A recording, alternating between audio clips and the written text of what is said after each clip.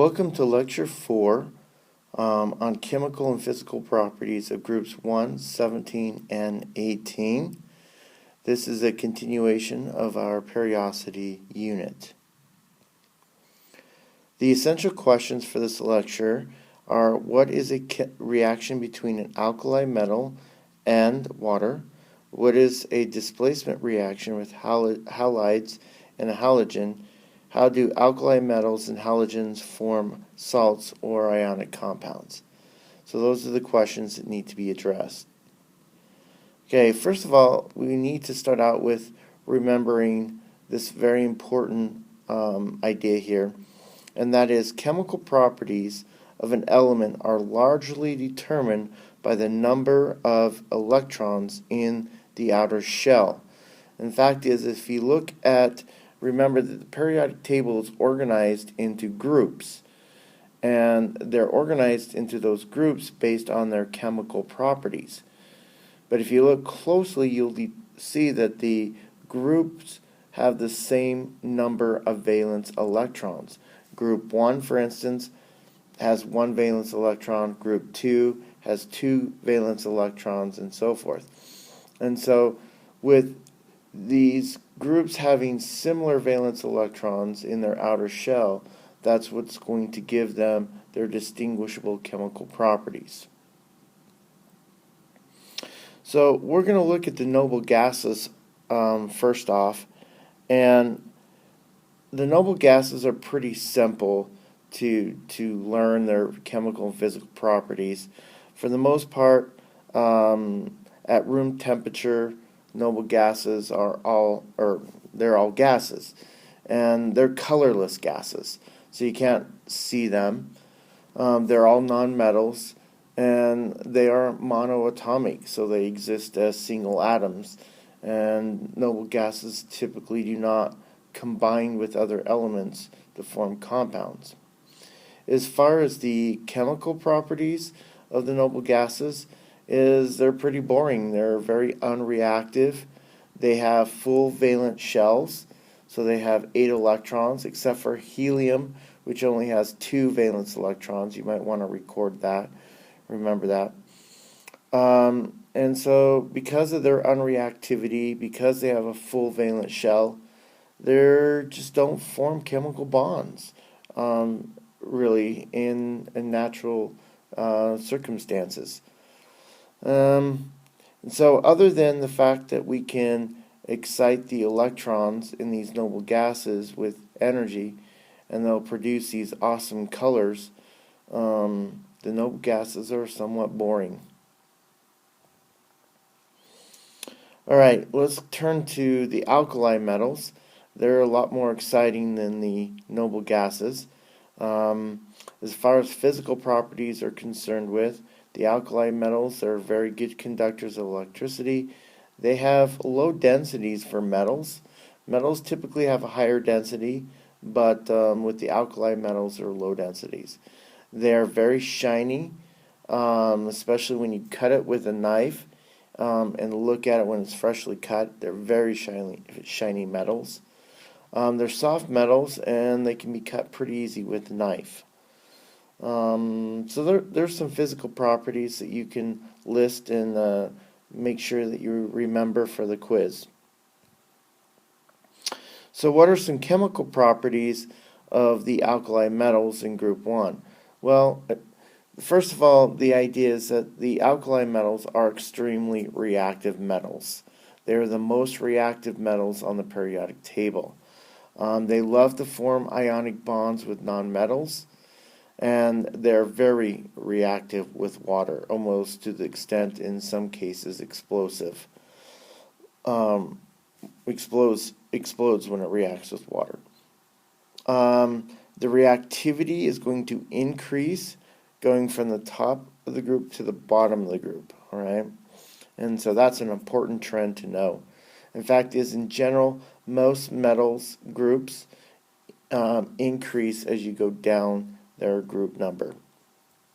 All right, so let's look at some specific reactions that you're required to know. First of all, let's look at the reactivity with a alkali metal with water. Now you're going to have to be able to know this reaction. If you see it, identify it, or they may even ask you to write out a reaction with a alkali metal with water to form the products. All right.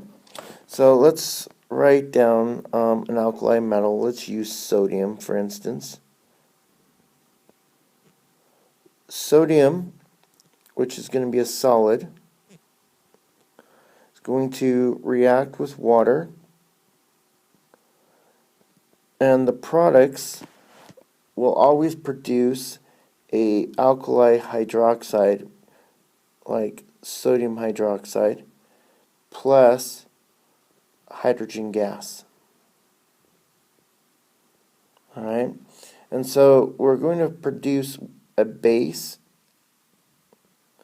Sodium hydroxide is a base, and hydrogen gas every time that you react an alkali metal with water.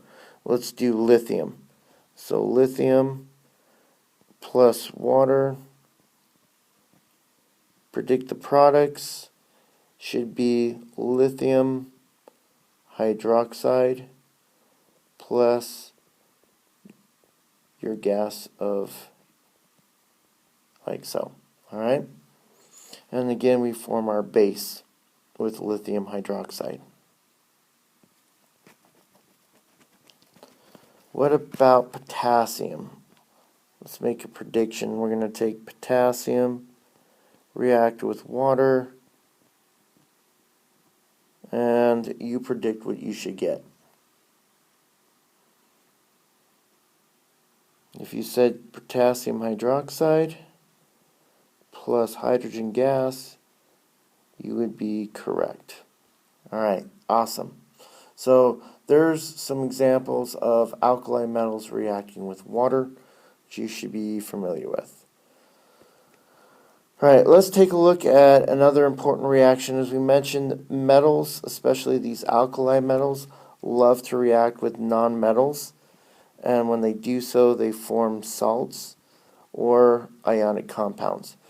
Salts are just ionic compounds, so it's just another name for them. So let's take our sodium metal plus, say, chlorine gas. Chlorine is our nonmetal.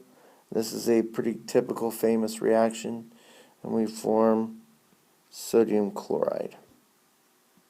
Balance the equation, I guess. We didn't do balance the other ones, but you can go ahead and balance those.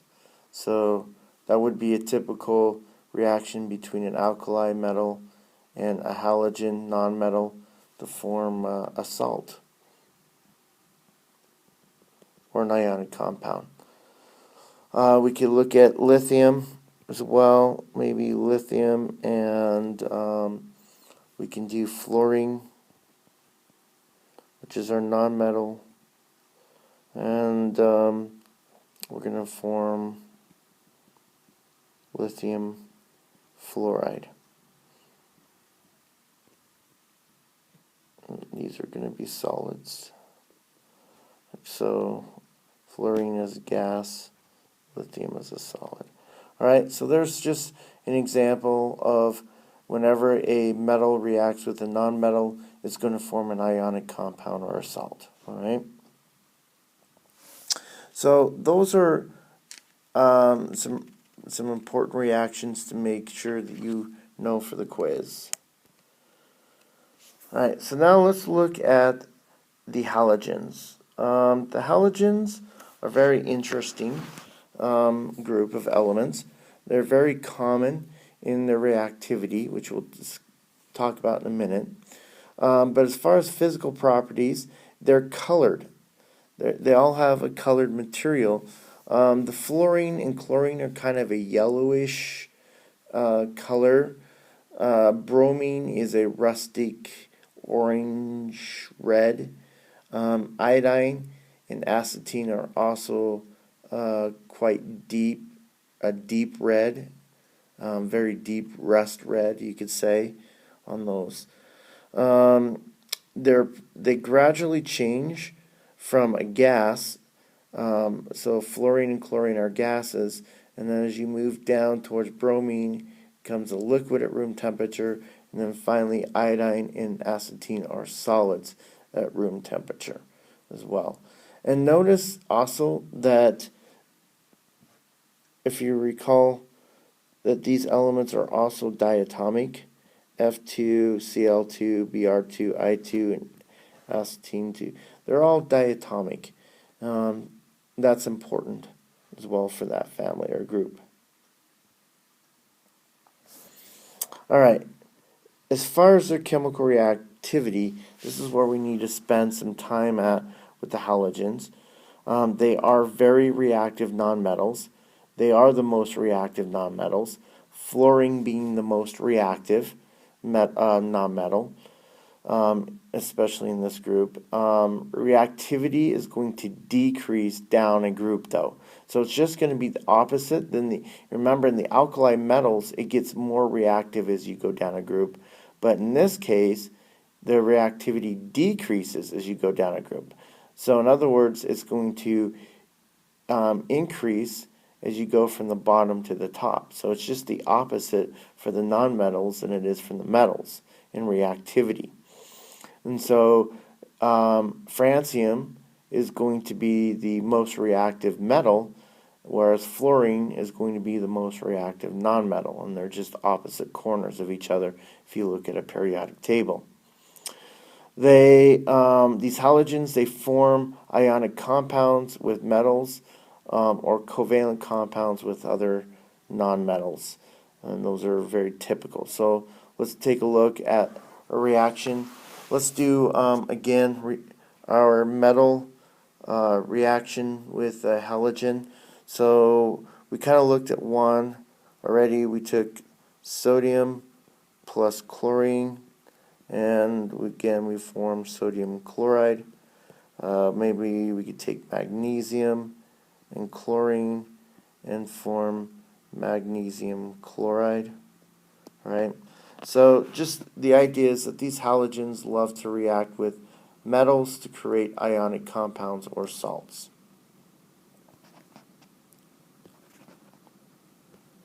Trying to erase this.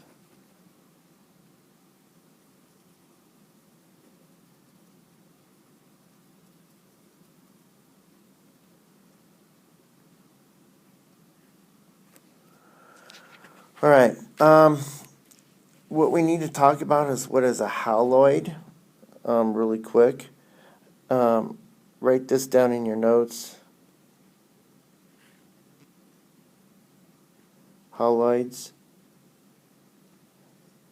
Haloids are basically when you have a more or less a metal bonded to a halogen forms a haloid. So anytime a metal, non-metal, or a metal and a halogen are combined, you're going to have a haloid. So potassium fluoride is a haloid. Sodium bromide is a halide. Sodium fluoride would be a halide. Again, anytime you have a metal with a halogen, it is a haloid. Right? Yes, it is an ionic compound, but it's a special type of compound called haloids. All right? So you're going to need to understand that because we're going to look at some reactions with haloids and halogens here. And these are called displacement reactions. Displacement reactions are very important classification of reactions. And essentially what's going to happen is let's take potassium bromide, which is a haloid, and you're going to react it with a halogen. All right? So haloids will react with halogens themselves to create an exchange, and basically the metal, or what we're going to say here, let me erase this, the halogens are just going to switch places with each other. So we'll get potassium chloride with bromine. And it's got to be diatomic because bromine is diatomic. Alright, so a displacement reaction is simply we're just switching places of the haloids, or the halogens with the metal. That's all. So we can look at another one. Let's do sodium bromide with fluorine. And we're going to replace here. And we're going to get sodium fluoride plus bromide. Alright? And again, we're just switching those halogens out. Now the key though is that the only way the halogen can replace the halogen in the haloid is if the halogen here that's going to do the displacement, the change here, is more reactive than the other one. So this has to be more reactive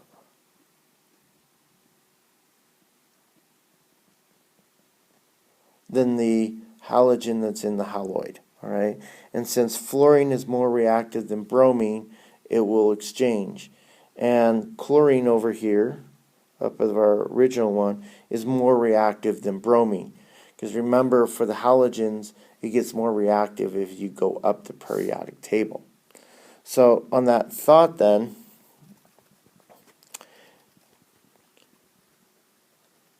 let's look at a reaction here, displacement reaction, and tell me if this reaction actually could occur. If I took sodium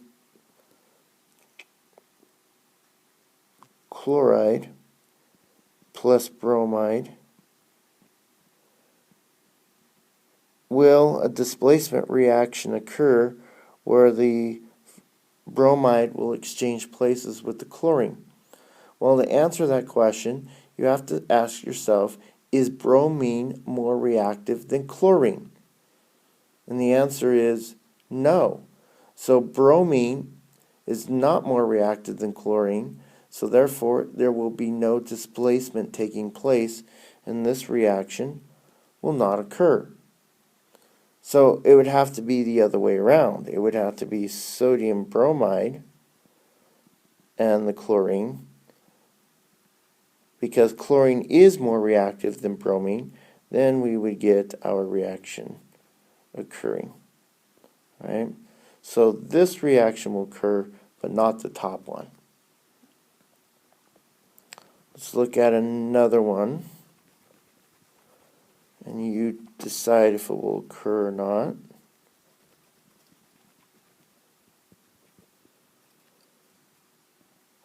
Let's say we have lithium fluoride plus chlorine. Will chlorine replace the fluorine? And again, you have to ask yourself, is chlorine more reactive than fluorine? And the answer is no, of course not. Fluorine is the most reactive, so it cannot be replaced by chlorine, so this reaction will not occur. It would have to be the other way around, where you have lithium chloride, then the fluorine, and the fluorine can replace that to form lithium fluoride plus chlorine gas. Alright? You see how that kind of works? So the only way a displacement reaction will occur is if the halogen is more reactive than the halogen that's in the haloid. Alright? So we will give you some questions of displacement reactions on the quiz that we take in class over this. So practice and be prepared for that. Right? The last one I want to kind of address is with silver compounds. Silver reacts with haloids, or with halogens, sorry, like chlorine, to form a haloid of silver chloride, and it will always be solid. Okay, So silver likes to precipitate out solid compounds with halogens. So anytime a halogen reacts with silver, you get a solid compound of silver, a solid silver compound forming. Look at that. If you did with fluorine, then you'd get a solid silver fluoride compound, which would be kind of cool. All right. And of course, these are both haloids because you have a metal and a halogen ionic compound, which are haloids. All right. Does that make sense? Hope so. This pretty much wraps up this lecture. So make sure you've taken good notes and review those notes and be ready for the quiz in class. And that shall be it.